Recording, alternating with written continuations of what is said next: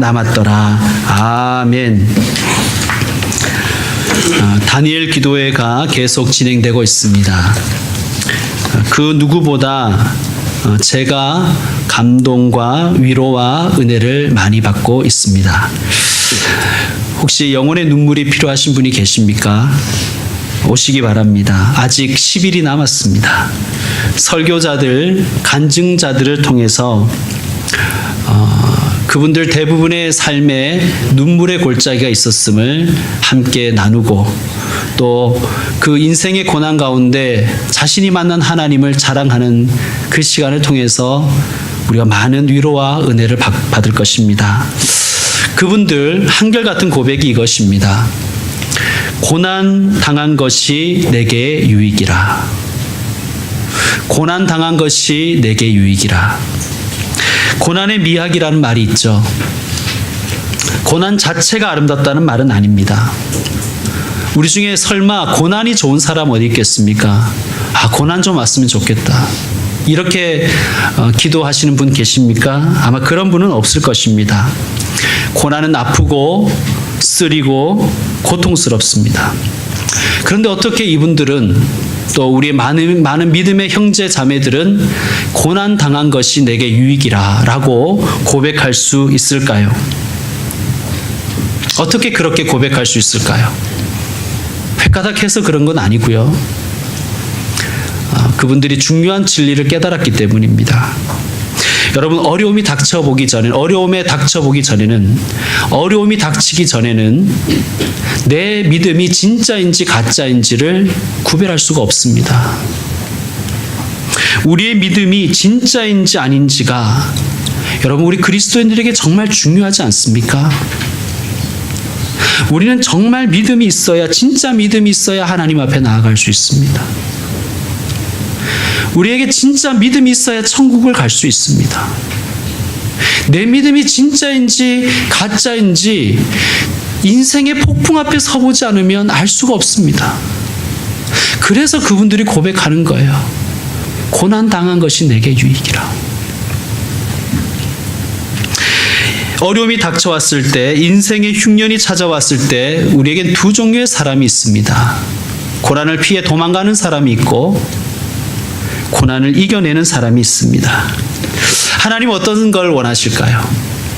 고난에 지지 말고 고난을 이기기를 원하십니다. 시편 126편 5절과 6절을 보면 이런 말씀이 있습니다. 눈물을 흘리며 씨를 뿌리는 자는 기쁨으로 거두리로다. 울며 씨를 뿌리러 나가는 자는 반드시 기쁨으로 그 곡식단을 가지고 돌아오리로다. 아멘.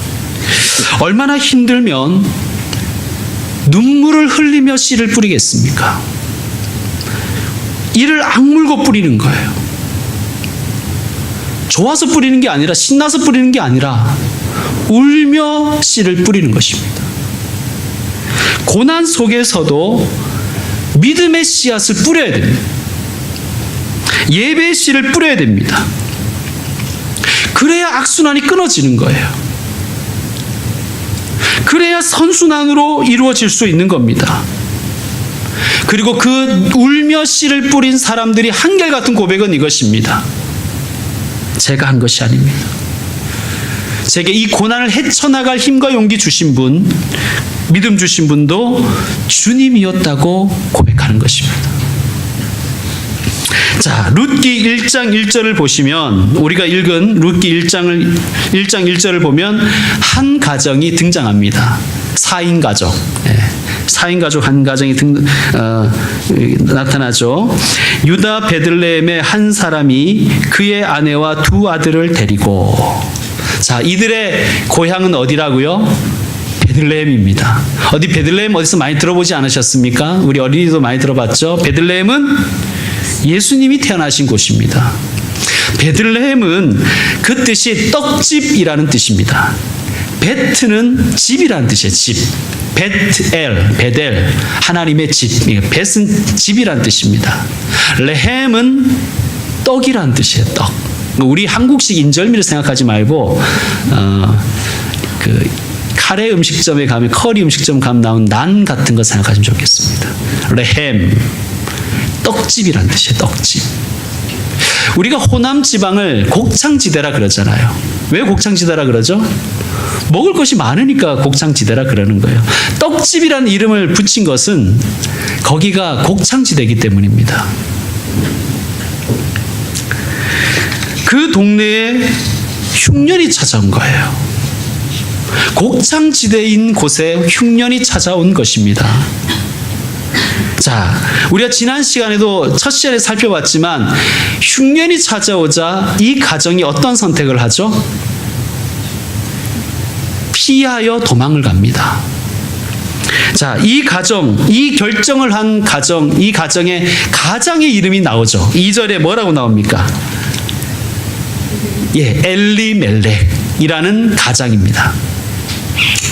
엘리라는 것은 여러분 예수님께서 십자가에 달리셔서 하신 말씀 중에 엘리 엘리 라마 사박다니라는 말씀하셨죠. 엘리는 나의 하나님이란 뜻입니다. 그러니까 엘리야는 야는 보통 여호와를 의미하거든요. 나의 여호와 그런 뜻입니다. 엘리 나의. 멜렉은 우리식으로 말하면 우리는 임금님을 왕이라 그러잖아요. 중국은 천자라 그러고요. 몽골 사람들은 칸이라 그러죠. 예. 그 로마 제국은 시저 이렇게 이름을 붙였는데 케사르 그렇게 이름을 붙였는데 이 지방의 사람들은 왕을 멜렉이라고 불렀습니다. 그러니까 이건 무슨 뜻이에요? 나의 하나님은 왕이십니다 라는 뜻이에요. 그 사람의 이름이 뭐냐? 왕이신 나의 하나님이란 이름의 뜻이에요. 자, 이름이 기가 막히잖아요. 그죠? 이름이 기가 막힌데 이름값을 하고 있습니까? 어떠해요? 이름값을 하고 있어요? 이름은 하나님은 나의 왕이십니다. 왕이신 나의 하나님인데 인생의 폭풍이 불자 어려움이 닥치자 풍요를 따라갑니다. 돈을 왕으로 섬깁니다. 나의 하나님이 나의 왕이 아니라 나의 돈이 나의 하나님이라는 그러한 삶을 살아가는 거예요. 여러분, 우리는 그리스도인입니다. 그리스도인은 두 단어의 합성어예요. 그리스도라는 단어와 인이라는 단어의 합성어입니다. 그리스도의 사람이란 뜻이에요. 의가 소유격이죠. 그러니까 정확히 말하면 뭐예요? 나는 그리스도께 소유된 사람이란 뜻이 그리스도인이란 뜻이에요. 여러분, 이름값을 하고 있습니까? 우리는 이름값을 하고 있습니까? 우리는 그리스도에 소속된 사람, 소유된 사람으로 살고 있습니까? 우리는 스펙은 나의 왕이요 이렇게 이야기하죠. 스마트폰은 나의 목자요. 주님 없이는 살아도 스마트폰 없이는 살 수가 없잖아요. 우리가. 알렉산더 대왕 아시죠? 알렉산더 대왕의 그 부대에는 알렉산더라는 이름의 병사가 있었대요. 그러니까 알렉산더 대왕과 동명이인의 병사가 하나 있었습니다. 그런데 그 병사가 행동이 너무나 불량하여서 사람들에게 욕을 먹었습니다. 대왕이 그를 찾았습니다. 그를 불러서 이렇게 말합니다. 너의 이름을 고치든지 너의 삶을 고치든지 하라. 내 이름에 먹칠을 하지 마라. 여러분, 우리는 우리의 이름에 이름값을 하고 살아갑니까? 흉년이 들자 이 가정이 무슨 선택을 합니까?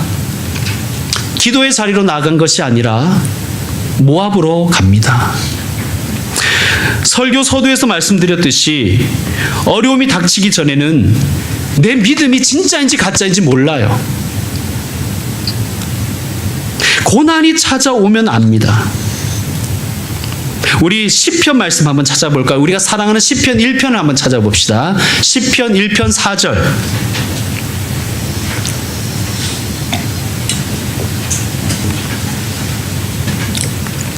시편 1편 4절. 우리 같이 한번 읽겠습니다. 시작.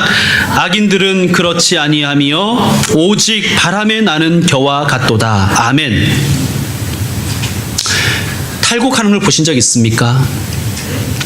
바람이 불면요, 알곡과 겨가 분리됩니다. 바람이 불기 전에는 내가 알곡인지 겨인지 몰라요. 비슷해 보이니까. 바람이 불면 내가 겨인지 알곡인지가 정확하게 구별이 됩니다. 흉년이 왔을 때 그때 자기 믿음이 진짜인지 가짜인지 알아요. 여러분, 우리가 그렇잖아요. 내 인생에 폭풍이 닥치면 내 옆에 있던 친구가 진짜 친구인지 가짜 친구인지 알잖아요. 좋을 때는 다 좋은 친구예요. 내가 잘 나갈 땐 다 좋은 친구입니다. 둘도 없는 친구입니다. 내 인생에 풍랑이 불 때 그 사람이 내게 진짜 친구인지 아닌지가 구별이 되는 거예요. 여러분, 교회도 마찬가지입니다. 교회에도 풍랑이 불 때 그 사람이 진짜인지 가짜인지 아는 거예요.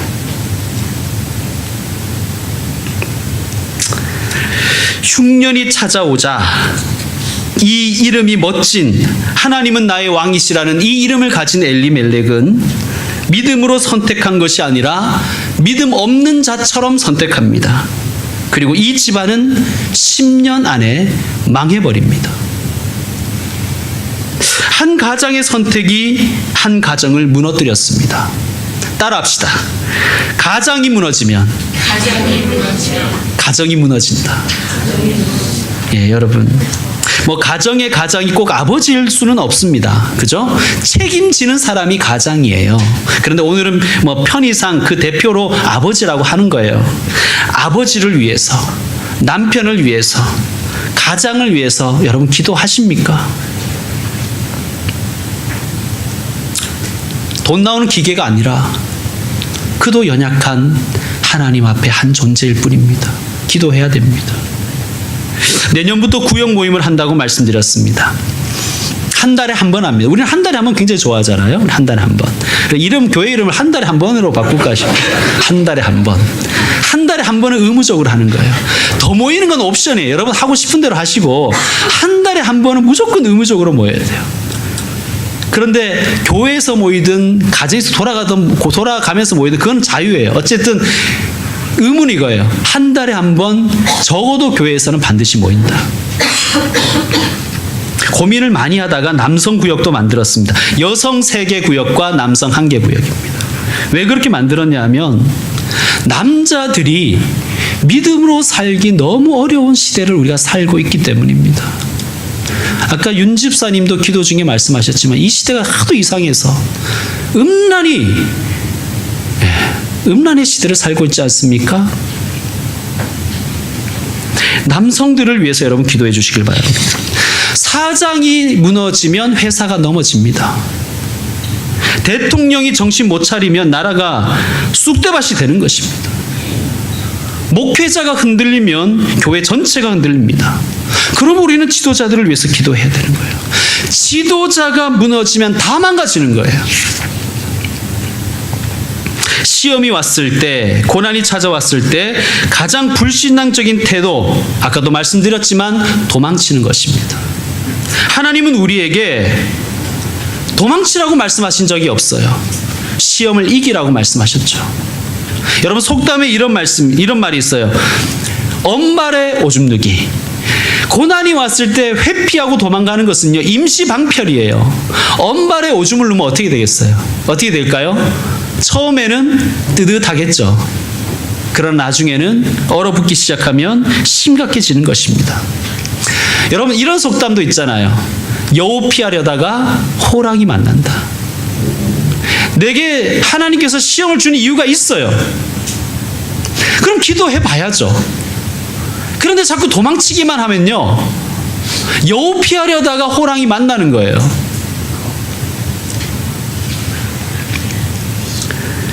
주님은 우리가 시험이 왔을 때 회피하고 그 시험에 지라고 말씀하신 적이 한 번도 없습니다. 그런데 우리는 자꾸 신앙생활 힘드니까 하나님 떠나죠. 우리 신앙생활 힘들면 하나님 떠납니다. 하나님 떠나면 자유로울 것 같은 거예요. 하나님 떠나서 세상적으로 살아가면 더 편안할 것 같은 거예요. 실제로 우리가 좀 그렇게 생각하잖아요. 교회 안 다니는 사람은 주일 얼마나 편하겠어. 아침에 늦잠도 자고 얼마나 편하겠습니까? 실제로 좀 편할 것 같아요, 제가 봐도. 목사 같은 경우에는 월요일날 쉬잖아요.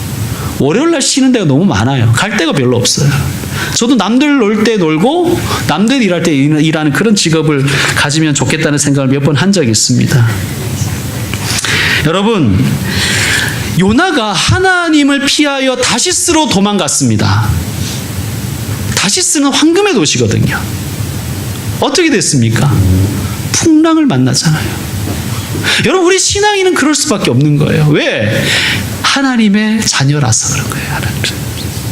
자, 베들레헴의 흉년이 들자 이 가정이 흉년을 돌파해 나간 것이 아니라 이방 땅인 모압으로 도망갑니다. 아마 좋아지겠지 생각하고. 그런데 비극 만나요.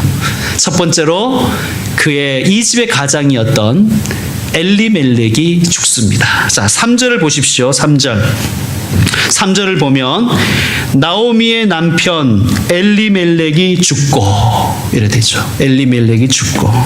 여러분, 근데 요즘에는 물론 아직도 남녀 차별이 있고 여성의 사회적 그 지위가 한계가 있지만 그래도 아직은 뭐 남편이 없다고 해서 뭐 그 여성이 혹은 그 가정이 몰락하는 건 아닙니다. 그죠? 예. 그런데 이 시대는요, 남편이 없는 과부는 거지와 같아요. 이런 거예요. 우리 이 시대에도 뭐 여러 가지 이유로 취업이 도저히 안 되는 사람들이 얼마나 힘들게 살아갑니까? 그죠? 당시에 남편이 없다는 것은 취업 불가라는 말하고 같은 거예요. 자, 나오미에게 남편이 죽었다는 것은 끝이라는 얘기입니다. 그런데 계속해서 이렇게 말씀이 이어져요. 뭐라고 이어지냐 하면 나오미의 남편 엘리멜렉이 죽고 나오미와 그의 두 아들이 남았으며. 아직 기회가 있는 거예요. 두 아들이 남아 있는 거예요. 나오미는 깨달았어야 했습니다. 엘리멜렉이 죽었을 때 깨달았어야 돼요. 아, 이 길은 하나님이 기뻐하시는 길이 아니구나. 베들레헴으로 돌아가야 되는구나. 그런데 돌아가지 않습니다. 왜? 두 아들이 있으니까. 두 아들은 믿음으로 키워야 되겠다고 생각한 게 아니라 두 아들이 있으니까 모압에 좀 더 살아도 된다고 생각하는 거예요. 그리고 두 아들을 모압 여자와 결혼을 시킵니다.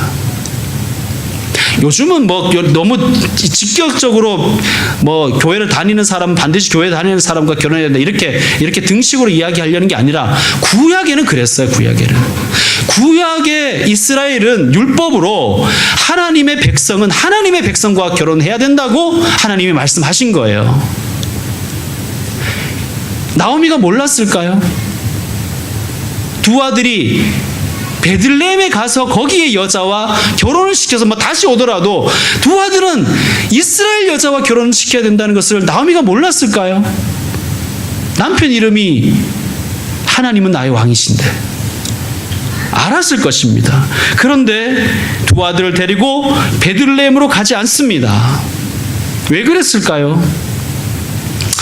힘들게 뭘 뭐 그렇게까지 할 거 있겠어? 뭐 이 여자나 저 여자나 같이 살면 되지 뭐. 편한 걸 택하는 거예요. 쉬운 길 택하는 겁니다. 자, 두 아들의 이름이 나옵니다. 두 아들의 이름이 뭐죠? 말론과 기럨. 말론은 그 뜻이 병약하다라는 뜻이에요. 기럨은 쇠약하다라는 뜻입니다. 무슨 애 이름을 요따구로 짓냐 그러지 마시고요. 이것은 상징적인 거예요. 그들의 영적인 상태를 보여주는 거예요. 두 아들이 영적으로 병약하고 쇠약한 거예요. 왜? 부모가 그런 선택을 하는 거를 자녀가 보고 자라니까. 이름만 엘리멜렉 나오미지 하나도 신앙적인 선택을 하지 않는 거예요. 세상 사람하고 똑같이 선택하는 거예요. 여러분, 우리의 자녀들을 좀 강하게 키웁시다. 세상적으로만 강하게 키우려고 하지 말고요. 영적으로도 좀 강하게 키워보십시다. 그게 우리의 사명 아니겠습니까? 제가 섬기던 교회에서 제가 좋아하는 어떤 장로님, 권사님이 어느 날 같이 식사를 하면서 제게 이런 얘기를 하시는 거예요. 목사님, 저는 사는 보람이 없어요. 저는 놀랐습니다. 그분은 재력도 있고요. 또 교회에서도 존경받고 사회에서도 존경받는 위치에 있는 분이셨어요. 자녀들도 세상적으로는 다 잘 됐어요. 뭐 판사, 의사, 교사 뭐 다 잘 됐습니다. 그런데요, 그분은 사는 보람이 없대요. 왜? 제가 물었어요. 왜 그렇습니까? 그러니까 하나도 신앙생활 안 한다는 거예요. 하나도 신앙생활 안 한다는 거예요.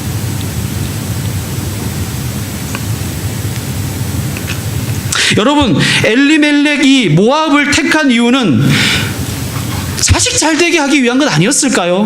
그죠? 그런데 어떻게 됩니까? 병약하고 쇠약해졌습니다. 우리도 자식 잘 되기 위해서 애쓰잖아요. 우리 한국 사회 사교육비가 너무 많으니까 그거 되려고 우리가 정말 죽을 고생하면서 일하지 않습니까?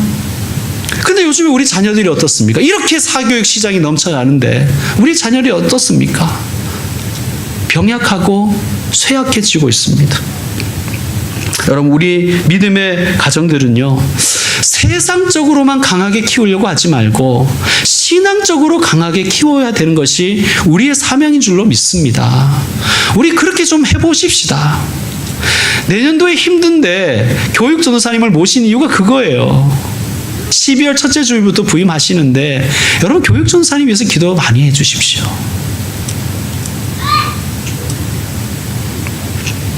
그 말은 교육 전도사님한테 학원에 보내듯이 맡기란 얘기가 아니라 같이 협력해서 하자는 얘기. 같이 협력해서 마치 수학학원 보내듯이 교회 학교 보내지 마세요. 아이들은 부모님 보고 배웁니다. 자, 이 시간에는 우리 자녀들이 너무나 안 좋아할 성경 구절 몇 구절을 찾아서 한번 읽어보려고 합니다. 아마 우리 자녀들이 너무 싫어할 것 같아요. 그러나 꼭 읽어야 될 말씀이라서 읽습니다. 잠언, 시편 뒤에 잠언입니다. 13장 찾아보십시오.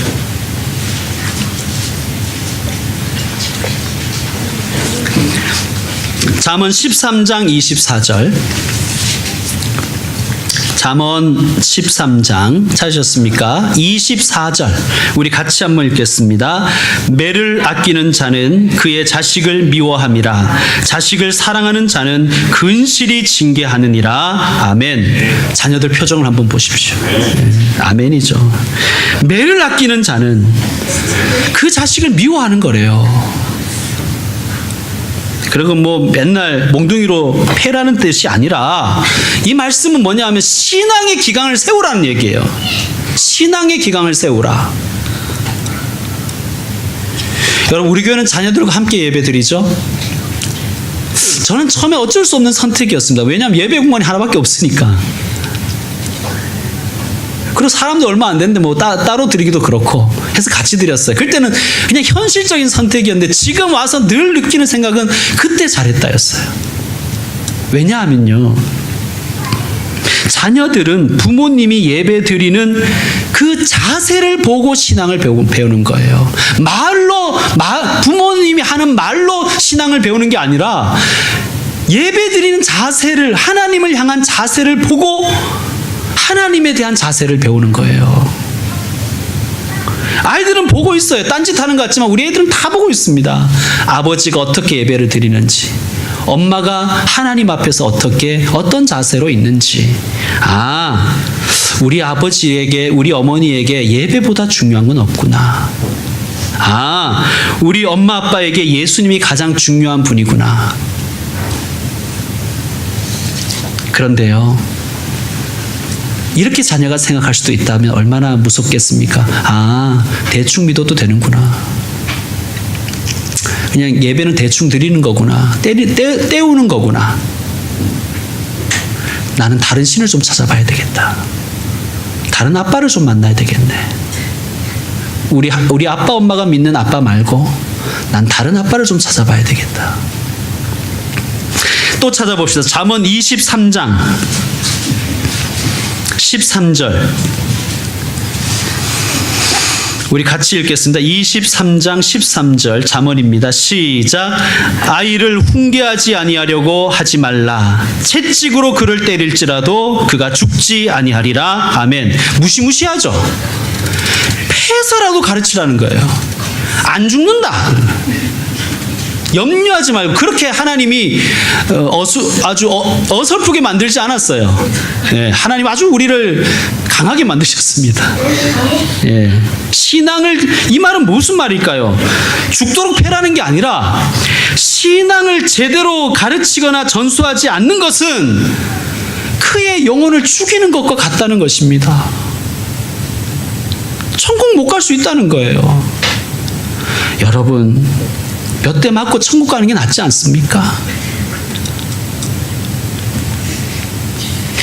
자, 잠언 15장 5절. 잠언 15장 5절.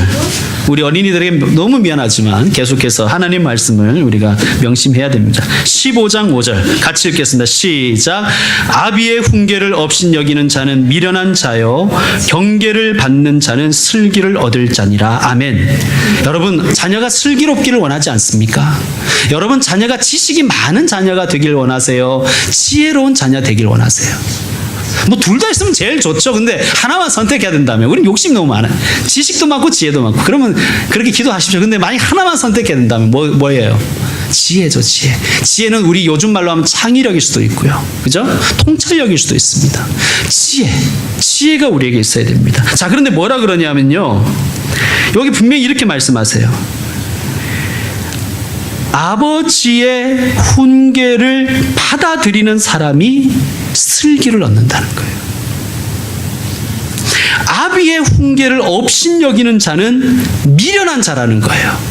하나님 그렇게 보신다는 거예요. 세상적으로 똑똑하고 대바라진 게 중요한 게 아니라 하나님 보시기에 지혜로운 사람이어야 된다. 그가 누구냐? 부모님의 훈계를 받아들일 수 있는 사람이에요. 자, 그러면 부모님이 이걸 가지고, 여러분, 내가 늘 말하지만 말씀을 상대에게 적용하면 독약이에요, 독약. 그 말씀 나에게 적용해야 돼. 그래 양약이 되는 거예요. 부모님 이거 보고, 야, 이거 봐라, 난 이제부터 너를 훈계할 테니 받아들여, 이러지 말고 내 말에 무게가 실리는지 안 실리는지 늘 성찰해야 됩니다. 그리고 자녀들은 혹시 부모님의 말씀에 무게가 안 실린다 하더라도 수용할 줄 알아야 돼요. 부모님이 늘 존경스러워서 존경하는 게 아니라 부모님이라서 존경하는 거예요. 그런 가정이 복된 가정입니다. 아비의 훈계를 받는 자는 슬기를 얻을 것이다. 그러니까 가장의 역할이 중요하잖아요. 그러니까 아버지를 위해서 기도해야 되고, 남편을 그리고 엄마를 위해서, 부인을 위해서 기도해야 되는 것입니다. 가장이 무너지면 다 무너지는 거예요. 이 엘리멜렉과 나오미가 두 아들에 대해서 신앙교육을 제대로 못하니까 이 두 아들이 영적으로 병약하고 쇠약해져 버렸습니다. 영적으로 쇠약하다, 병들었다는 말은 무슨 뜻이냐면, 영혼에 무슨 이렇게 큰 병, 이런 게 아니라 세상 사람하고 똑같이 산다는 뜻입니다. 그게 영혼이 병들었다는 뜻이에요. 세상 사람하고 똑같이 판단하고 똑같은 기준으로 살고 똑같은 가치관으로 살아가는 것이 쇠약하고 병든 거예요. 이들은 자기 눈에 좋아 보이는 여자와 결혼했습니다. 여러분, 이것이 얼마나 신앙적으로 문제가 되는지 우리는 잘 알고 있습니다. 이 가정은 믿음의 계보를 이어가야 돼요. 하지만 눈에 좋아 보이는 대로, 또 가까이 있으니까 편리한 대로, 편한 대로 배우자를 찾았습니다. 온전히 세상적인 기준으로 말이죠. 모압으로 온 지 10년 만에 이 집의 두 아들마저 다 죽습니다. 과부 3명만 남은 거예요. 과부 세제곱. 요즘 아이들 말로 폭망했습니다. 폭망했습니다. 여러분, 먹고 살기 힘들어서 모압에 왔는데요, 육신적으로도 망하고 영적으로도 망했습니다.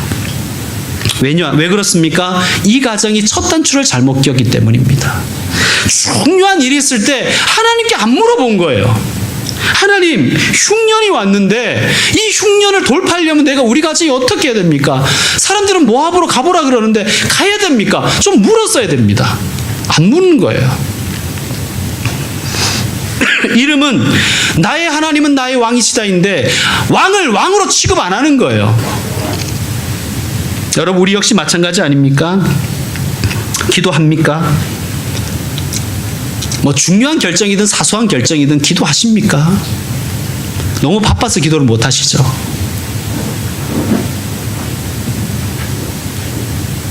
하나님과 상의하십니까? 믿음의 멘토가 있으십니까? 여러분에게 믿음의 영적 지도자가 있으십니까? 그리고 그분들과 상의를 하십니까? 육신의 좋은 것만 택하진 않습니까? 모압은요, 초목이 무성한 곳입니다. 비옥한 땅이에요. 여러분, 아브람과 롯의 선택을 기억하십니까? 롯은 자기 눈에 좋아 보이는 소돔을 택했어요. 그러다가 소돔과 함께 망했습니다. 하나님께 여쭈어보십시다. 하나님 앞에 기도해 보십시다. 안 되면, 기도가 잘 안 나오면 믿음의 멘토와 믿음의 영적 지도자와 상의를 하세요.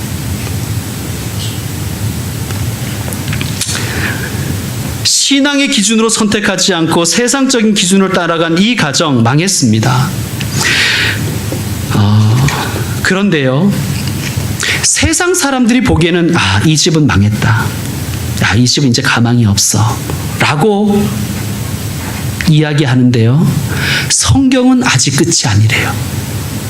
하나님은 아직 끝이 아니랍니다. 우리 5절 말씀 같이 읽읍시다. 5절 말씀 시작. 말론과 기럨 두 사람이 다 죽고 그 여인은 두 아들과 남편의 뒤에 남았더라. 아멘. 다 죽고, 여기에 밑줄을 그으십시오. 뒤에 남았더라. 여기에도 밑줄을 그으십시오. 다 죽고, 남편과 두 아들 다 죽고, 이러면 세상 사람들의 가치관과 눈으로 보면 이 가정은 희망이 없어요. 끝. 피니쉬. 시마이. 이래야 되는 겁니다. 다 끝인 거예요. 끝. 더 이상 가능성이 없는 가정이에요. 그런데 뭐라 그러냐면 뒤에 남았더라. 남았다는 거예요. 남았다는 것입니다. 성경에는 그루터기 사상이라는 게 있어요. 그루터기 사상. 이게 뭐냐면요, 나무가 잘리면 밑둥 그루터기만 남잖아요. 이러면 나무 끝인 거잖아요. 그죠? 나무에 불이 붙어서 타버리면, 그래서 꺾어지면 그루터기만 남잖아요. 그럼 우리 끝이라고 얘기하는데, 하나님은 그 그루터기를 사용하신다는 거예요. 그 그루터기를 거룩의 씨로 사용한다. 그게 그루터기 사상이에요. 오늘 우리에게 말씀하신 게 뭐냐 하면, 이 가정은 정말 꺼져가는 촛불 같고 상한 갈대와 같은 가정인데, 하나님은 아직도 끝나지 않았다고 얘기하시는 거예요.